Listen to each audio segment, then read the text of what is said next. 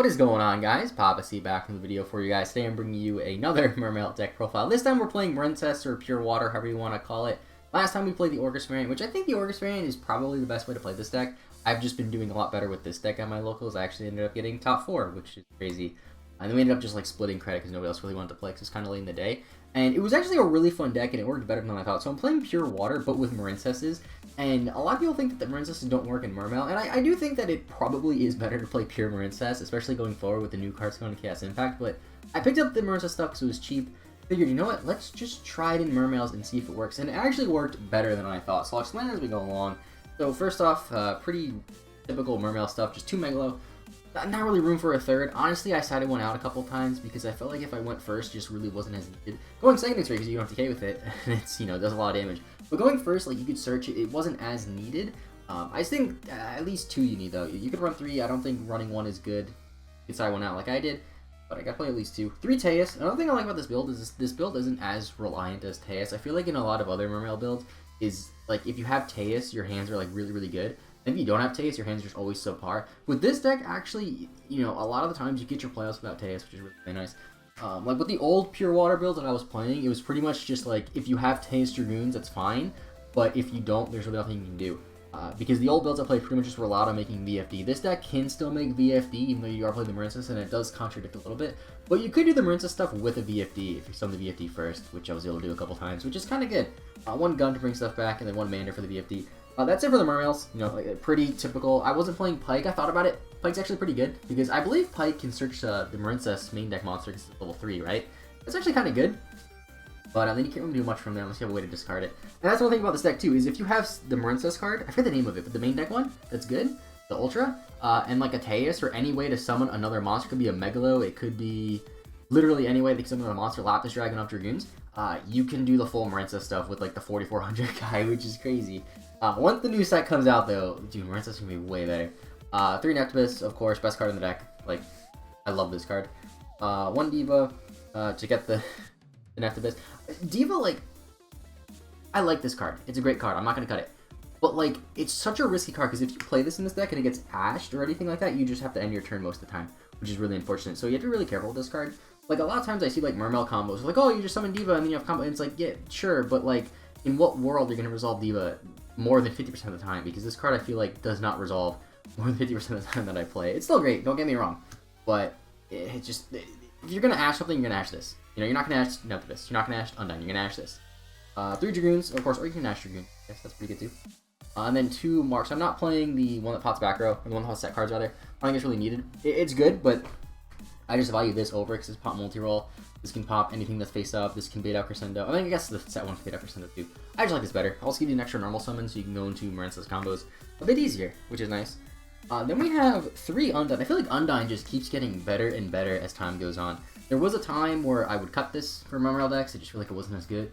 But I feel like lately, you know, in the Orcust variant and in this variant, Undyne's really good. Because what you can do, actually, with Coral and Enemy is you can send Neptibus and then revive with Coral and Enemy and then use Neptibus again. Or you can send the main deck Marincess monster and then bring it back with Coral and Enemy, which is really nice because, you know, with this deck, since we don't have Blue Tang is basically send, what is it called? Sea Star? Sea whatever? Seahorse. There you go, Seahorse. Blue Tang just says, like, send Seahorse to grave. This does the same thing, except not as good. And then 1 controller because you have to play. I drew this a lot. A lot. It was really, really annoying. 1 Lapis Dragon. I'm not playing Krishan Rosenix in this build. I really like Rosenix, but I feel like this just came up more. And you could still get this off of Undyne, which is good because you can just send it Dragoons instead of sending the Rosenix. But again, like I was saying before, Undyne, now you send Neptibus or you send Seahorse a lot. So, yeah. Then I have the Frogs. Pretty minimal Frog Engine. I was going to Ronin, but I cut it for Sea Archiver. And I didn't really miss the second Ronin. I just felt like there really wasn't room to play a bigger Frog Engine. I did summon Toad a lot. This did help me get into Marincess combos a lot. I did revive this with Coral and Enemy a lot. And it was just really, really nice. It made it so you could do the Marincess board without relying on drawing the main deck one, which is nice. And then the 1 Sea Archiver. You know, this is just the other water stuff. Sea Archiver and Mulan. Mulan was really, really good. Like, I always tried to go for Mulan because I feel like it either bait out a hand trap or they discarded 2 cards. And it was just amazing. And then 3 Seahorse.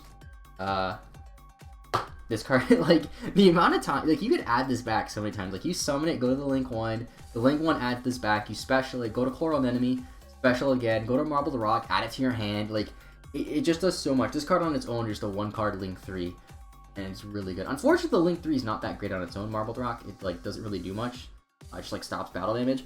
But the fact that you can get there is still really nice. It also helps you get to the link 4. Like I said, if you have this and any other monster to summon, you can get to the link 4 with 4,000 plus attack. I was debating on playing the Water Tenny because, you know, Water Tenny is just a free special summon, but there was just no room. I feel like there were better cards to play. Maybe I'll try it in the future. I don't know. Because I do plan on playing this deck until at least the ban list, because I feel like, you know, Guard Dragons are probably going to get hit, and I feel like Orcust is probably going to get hit, and I feel like, you know, might as well play a variant of a deck that's probably not going to get anything hit. I mean, I don't think there's literally any card in this deck that could get hit at all, so that's good.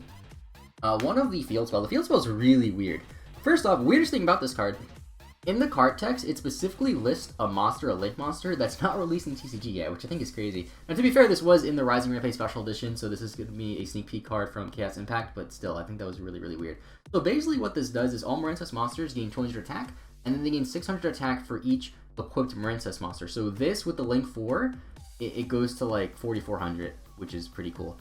Once we get the link monster, I think it's called Crystal Heart. Once we get that, what that card does is if you link someone with it, then your linked monster that you summoned is unaffected by card effects. I believe something along the lines of that. Or it can be targeted, something like that. And it just makes it way better because you summon a 4,400 beater that can't be destroyed. It's just like, okay, that's really strong. 1 for 1, again for Neptibus. Similar problems with Diva though. You know, you don't really want this to get ashed. I just feel like it's too good to get Neptibus out. Like, I want to get Neptibus out as many ways as possible, and this helps do that. This also helps you discard cards you want in the grave. Like, if you have this and the Blue Slug, I keep saying the wrong name, Seahorse. You have this and Seahorse. You just discard Seahorse, because Seahorse in the grave is still really, really good. Which is one of the things about this deck that people said, like, wasn't as good, is, like, you know, if you play Seahorse with a normal summon, but, like, you don't have to normal summon Seahorse, you can just discard it. I feel like the best normal summons are still Neptibus and Undyne. There's definitely cards you want to summon. Normal summon. But if you normal summon this, it's fine. The way I look at it is you have 9 starter cards that are really, really good in Undyne, Neptibus, and Seahorse, and then you have other ways to get to it with Foolish Burial, with 1 for 1 with Diva. Really, really strong. The 1 equip spell for Megalo. I'm playing the spell one. I realize that the monster one doesn't negate Nibiru because it's only monsters on the field that it negates.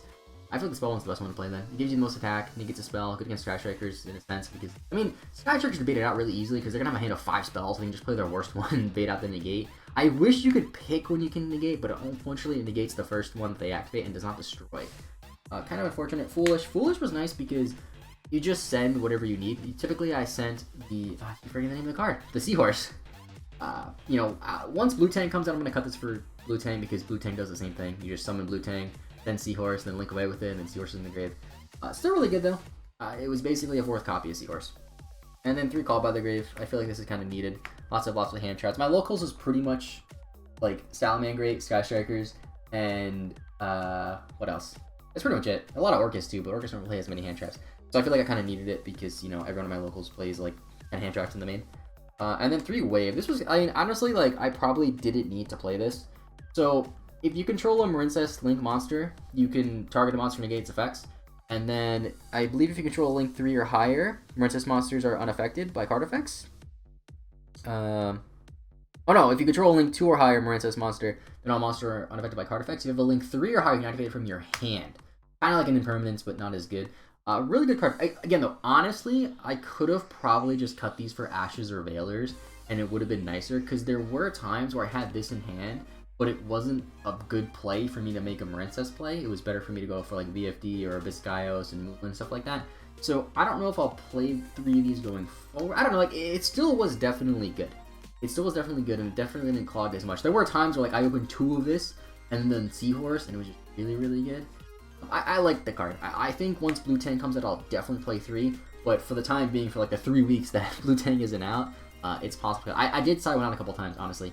Like, I feel like in Sky Strikers, this card wasn't really as good. Like, you're gonna get Shizuku, which is good. And you get Hayate. I was playing Fortune Ladies, actually, which is really funny. And we were about to go into time. So I Marincess Wave, Fortune Lady Every. Fortune Lady Every has question mark attack, and it gains attack for each level. Since effects negated, it goes to 0. And I thought that was funny, because then I attacked for a game. So...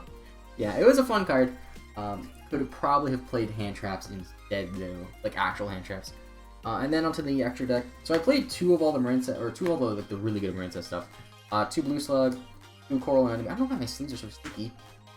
and then 2 Marbled Rocks. So these are like the main ones I think that you need to play at least multiples of. Blue Slug adds back a Marincess from grave. Coral Enemy special summons one from grave, and when sent to the graveyard, you add back a Marincess beside itself. And then Marbled Rock, you can like discard a Marincess from your hand, and then any battle damage you take is 0 that turn. The monster control can't be destroyed by battle. And you could, once per turn, you add back a Marincess card, so you can recycle back the trap with this, which is really nice. So I guess that's one added benefit of playing the trap over like an Ash Blossom, is you can't really recycle Ash Blossom. Also, Ash Blossom can get heated, and I hate Heata. Like, I always get heated. Like, when I played the Orcust Mermail and I didn't play Cerberus, I would have to summon Phoenix because they were just, you know, tight extra space, and I feel like Phoenix is just better than Cerberus, and then they would just heat me and like go into Boral Sword. And, you know, that's really not that good. But this thing's like all water, so you don't have to worry about that until the water charmer comes out, I guess. Don't gotta worry about that. I actually played the same Sky Striker player twice, too. I played him in Swiss and then in top 8. And I lost in Swiss, but then I beat him in top 8 because I just moonlit him a bunch of times, and because he couldn't, like, get over Marbled Rock. So, yeah, Marbled Rock, pretty good. Not battle damage. Comes up in these situations. Then we have one Wonder Heart. This is another one of the promos. So this is the Link 4. I use summon that goes to 4400 because you attach like 3 of the Link monsters with the field spell. And if this card battles, you can special summon one of the equipped monsters. And then at the end phase, it goes back to the equip. So usually you special summon Marbled Rock. And then if you have a Marincess monster in hand, you can use Marbled Rock's effect to protect your monsters from battle. So it was nice. It was cute. Honestly, like, it's not as strong as it will be once Chaos Impact comes out. But, you know, still, there's a lot of decks that struggle with a 4400 monster. And when that 4400 monster can't be targeted in the future, that'll be even better. One Sea Angel. This searches for the field spell. Actually, search for any Marincess spell. But I believe the only one that's out is the field spell. So if we get better spells, this card's going to be a lot better. I liked it a lot. It was really good. Never got ashed or anything. People didn't want to ash it, which was... I don't know if that's the right play to ash this card now that I think. But it was nice because I got the field spell. That's pretty much it. I only played 1 field spell, by the way. I probably should go over that. I feel like in pure build, it's probably better to play 2. Maybe even 3. Yeah, probably just 2. But I just played 1, and it was fine. If I drew it, it really wasn't that bad. You know, because you could still make your... Like, if you hard draw the field spell, you just don't summon this guy. Now, it's kind of a waste of extra X slot in that sense, I guess, then, if you draw it. But I feel like you still need to play it because you want to search for the field spell. Only 1 toad. I only had room for 1. I summoned this a lot. This was really, really good. If I got... Like, typically, if I had, like, Swat Frog in hand, and, like, something got ashed, or something got ogred, or something got hand-trapped, and I couldn't do, like, the full Marincess stuff with the Link 4, I could at least summon a toad. Just better than nothing. 1 Starboy. I feel like I kind of had to play it. I summoned this a lot. Help with OTKing. Just generic Link 2 water. Unfortunately, the Marincesses are Cyber, so you can't go into the Marincess Link with them. Or the Mermail Link with them. But this card's really nice. I love this card. Like, I feel like people don't think this card's as good as it really is. Because what you can do with this is you can end with this and Heavy Infantry in hand. And then you can discard the Heavy Infantry and pop a card, basically having a Ghost Ogre. There were times where I would, like, instead of going for the Link 4, I would either go Coral Anemone with this under it or Marbled Rock with this under it. So that way I could still use the trap, either set or use in my hand if I Marbled Rock. And then I could discard Heavy Infantry and have, like, a Ghost Ogre, essentially. And equip the spell to it to have a spell negate. And if I Moulin them, then that was just really strong. So, yeah. Really good card. One Abyss Gaios. If I can't VFD, I go to Abyss Gaios, typically. If I Coral an Enemy, which lock... Oh, by the way, Coral Enemy locks you into waters. And I believe Blue Slug does as well. So you would summon this if you're locked into water, so you can't VFD. That's why most of the extra deck is water. And then we have the non-water stuff. VFD, summon this a lot. Against Salamangreat, I try to go for this because I really don't have much of an answer to them. Like, if I summon this going first and call Fire, they literally have no play. Like, there's nothing they can do. That's why I like playing this card. Like, I thought about cutting the VFD stuff, but then I realized, like, I struggle against Salamangreat without it. And, you know, there's really no point of cutting it. And I don't have room in the side deck to play, like, Salamangreat hate because I feel like I need to play so many Sky Striker hate cards because I always use the Sky Strikers with this deck. And right now I'm playing 2 anti-spell in Imperial Order and a Wet Howling just for Sky Striker. That's the only reason why I won in top 8 against Sky Striker is because I had Wet Howling. And Moulin. Moulin was good. And then Phoenix and Borreload. I'm playing Borreload over Boral Sword because I just felt like I didn't need to go for Boral Sword for the OTKs. I feel like this would have been better because I could take Thunder Dragons, I could do whatever I needed to do. I just feel like this was better for outing monsters. And then Phoenix because, you know, back row. I summoned this a couple times actually, which is nice. Unfortunately though, again though, if you go the Marincess stuff, you're locked into water, so you gotta be careful. But other than that, I actually really like the deck. Once the other Marincess stuff comes out, I'm definitely going to try to play a bigger Marincess engine in this Mermail deck.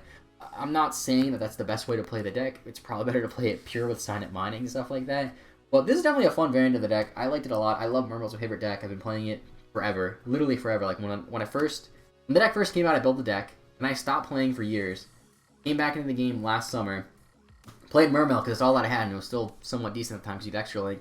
and pretty much been playing it on and off ever since, you know? Here and there I picked up other decks like Pendulum, stuff like that, but this is, I always go back to this deck. I love this deck. My favorite deck. That's the deck, so let me know what you think. Leave a like, enjoy, subscribe if you're new. I'm gonna try to play this again. I might make a different variant though. I was testing out a Super Ancient Deep Sea King Coelacanth fair that could extra link, but it was like super inconsistent because you have to hard draw the Coelacanth and like Saryuja special it, and Saryuja might get banned, possibly people are thinking that, or would have won at least. I don't know, like I just don't like testing decks so close to a ban list with cards that could potentially get hit, which is why I played this. So either way, that's it. Thanks for watching. Have a good rest of your day. I'll see you guys later, and bye bye.